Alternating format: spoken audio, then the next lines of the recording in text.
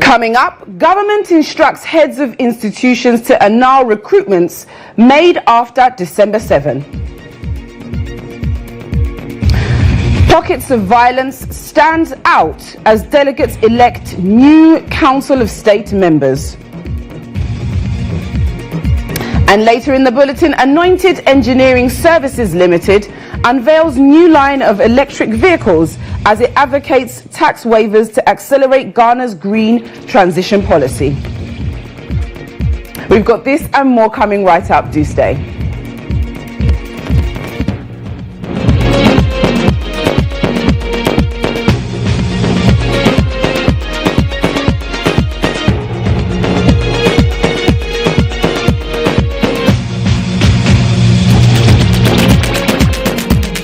You're welcome to the GH Today News. It's Wednesday, 12th February 2025, and my name is Nanama Acquah. Now, the Chief of Staff, Julius Deborah, has issued a statement revoking recruitments made into the public sector after December 7, 2024. A write-up sent to all heads of government institutions is expected to affect individuals who were appointed or recruited into these public sector roles after the 2024 general elections. But speaking to GHOne News, Vitus Azim says while the decision may be justified, its execution could pose significant challenges due to the nature of the recruitment process. He emphasized that a blanket revocation of all post-election appointments without assessing individual cases could be unfair, particularly for those whose recruitment processes had been initiated well in advance of the elections.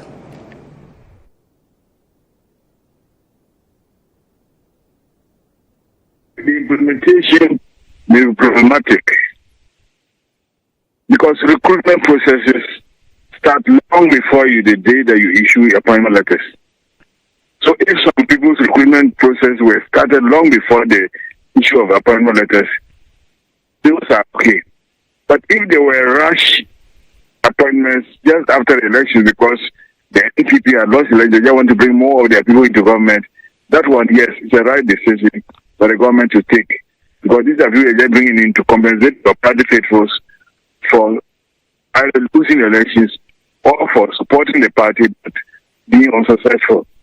The NDC made appointments after it lost in 2016. So if any appointment processes were started long before the elections, it would be unfair to say that those people should not, should be annulled. Those are annulled. You have to depend on, you have to look at them and see whether it was okay, it was not okay.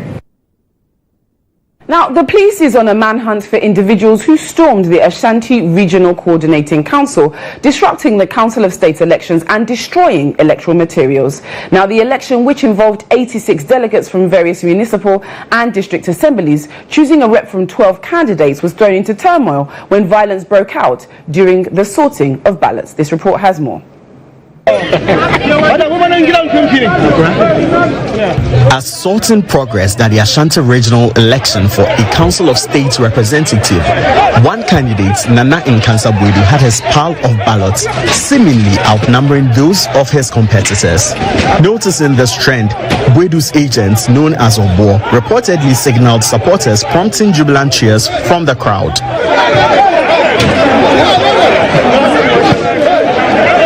However, the reaction from his supporters raised suspicions among opponents, particularly those backing the ruling party's candidate, former Ashanti Regional Chairman of the NDC, Yao Owusu Obimpe.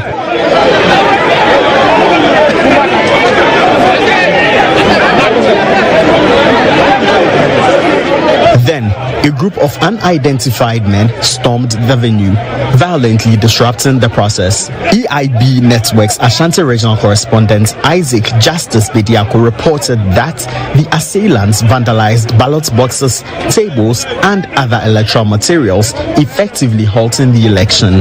Despite the presence of police officers at the venue, intervention was limited.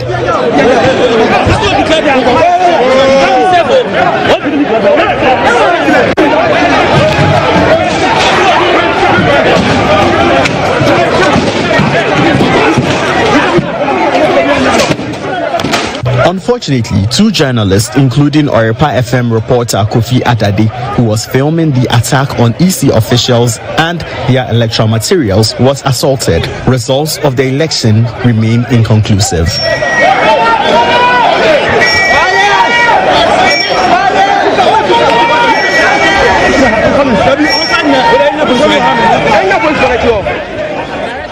Now, still on this, but moving to Accra, a traditional ruler of the said traditional area, Nene Drolo Boso Adamse I, has by a landslide victory emerged representative of the Greater Accra region at the Council of State. Now, the election, which was nearly marred by chaos due to a clash between delegates, saw swift intervention of Ghana Police Service personnel. There's more in this report.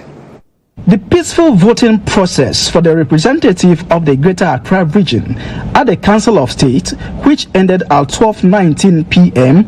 after almost 4 hours of delay, nearly turned into a free-for-all battle when the regional director of the Electoral Commission was about declaring the electoral results as delegates began exchanging fists among themselves, leading to both front banners vacating the auditorium.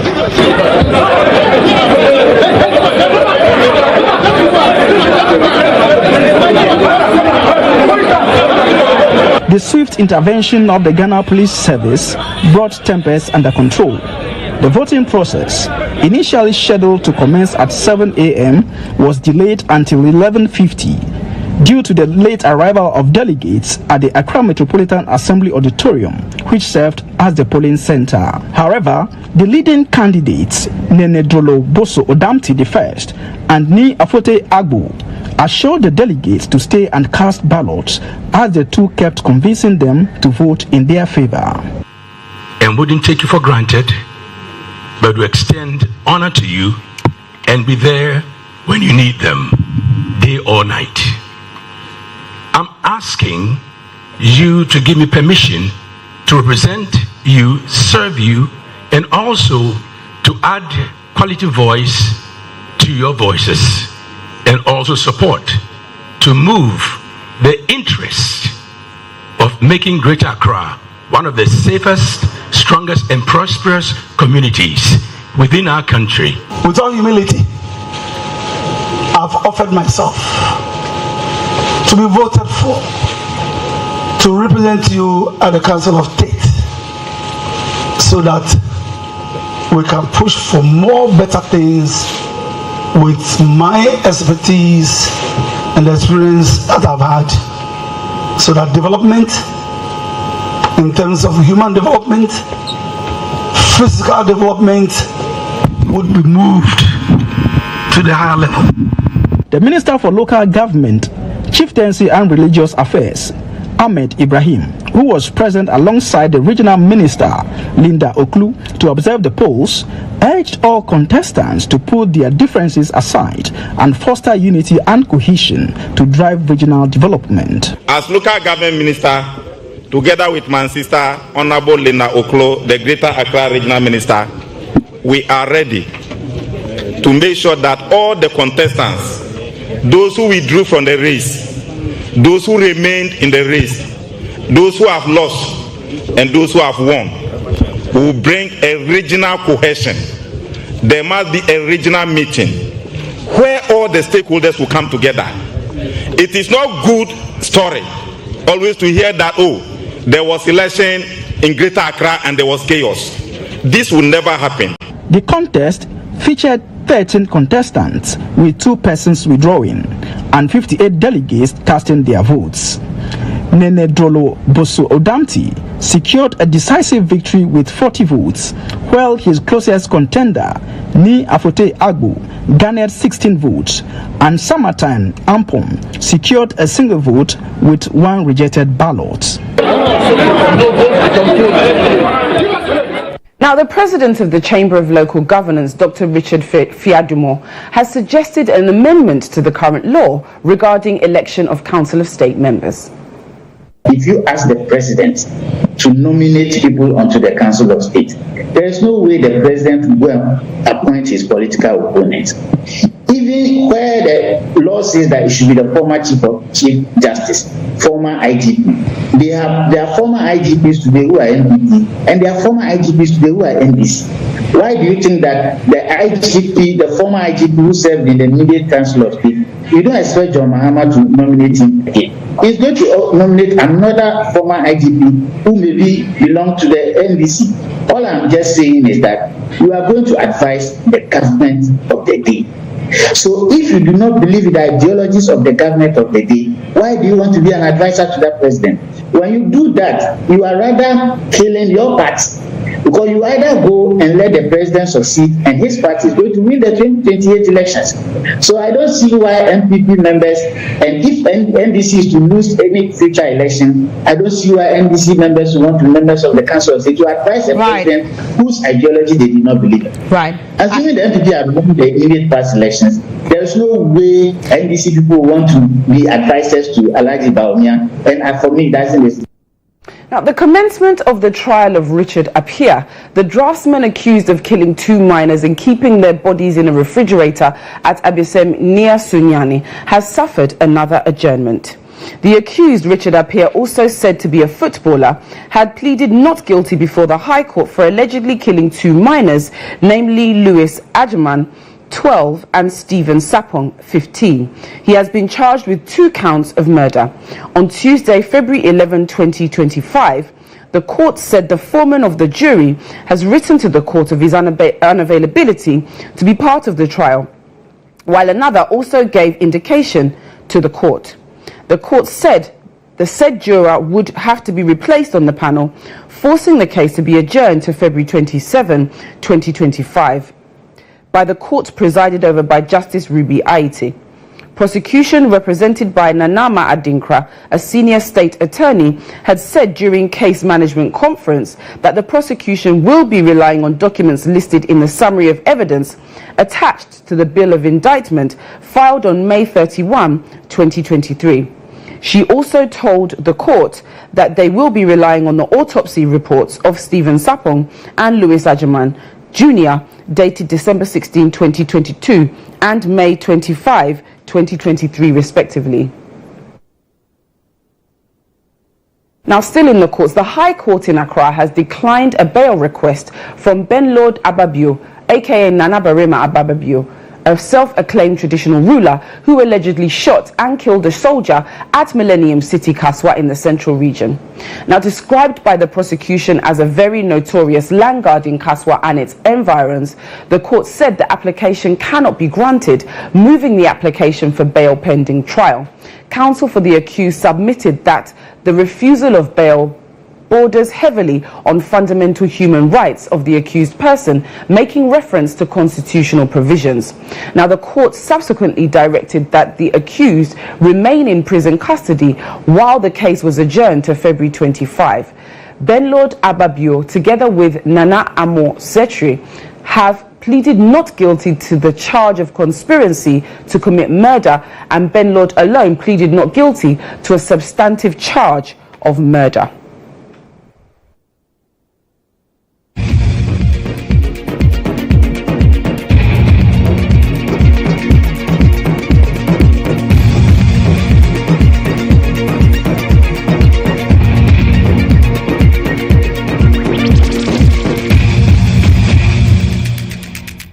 Energy supply services provider Anointed Engineering Services Limited is demanding that government introduces tax waivers and incentives that support the importation and purchase of eco-friendly vehicles. Now, the company has introduced its first line of small, fossil-free, environmentally friendly electric vehicles into the market. The vehicles are set to dictate the pace of Ghana's burgeoning electronic vehicles market. Here is more. It comes across as any sleek, flashy, cute car with every imaginable comfort you would desire in a modern vehicle. But what makes the Sirio Nano 3 stand out is a silent electric engine that runs on long-lasting chargeable batteries, with no need for fossil fuels, lubricants, nor laborious maintenance. Additionally, its charging system has been fashioned to fit any standard plug, with no special points required for a regular daily charge. Managing Director for Anointed Engineering Services Limited, sole dealers Samuel Ajay Boating, describes the vehicle as the most cost-effective, environmentally safe and efficient solution for private and commercial transportation. If you are in a normal car and you are running on air conditioning and all that, your battery, the consumption is going up. But the EV, once you are even in traffic, that is where the battery even don't run quickly. The more you speed, the more the battery runs faster. Once you solve the charging problems, EV is same as wherever you see in the world. Once you charge your batteries, you're ready to go. And the batteries is very good. This battery is guaranteed for 8 years. The MD at the unveiling of the Serial Nano 3 EVs at its Acquah showroom in Kumasi appealed for tax waivers and incentives that encourage workers to purchase electric vehicles as part of the government's green transition strategy. There's a new ministry for a greener transition ministry. And I think the government should really look at this area. If you can look at the duty aspect of electric cars. Once we don't look at it and you consider all cars the same tariff, then the price will be a bit high. But once we can look at it, the price can come down. And if your government is even planning to buy cars for especially the teachers, the nurses, the doctors and all that, I mean that they maintain their own cars. And these are the cars I think they need. And I think I will plead with the government to look at the duty. For every Serial Nano 3 EV purchased, Anointed Engineering Services is offering a free digital generator to provide reliable electricity supply and guaranteed servicing for vehicle owners. Well, that's all we have for the GH Today News this morning. My name is Nama Acquah. For more news updates, click on starfm.com.gh. Enjoy your Wednesday.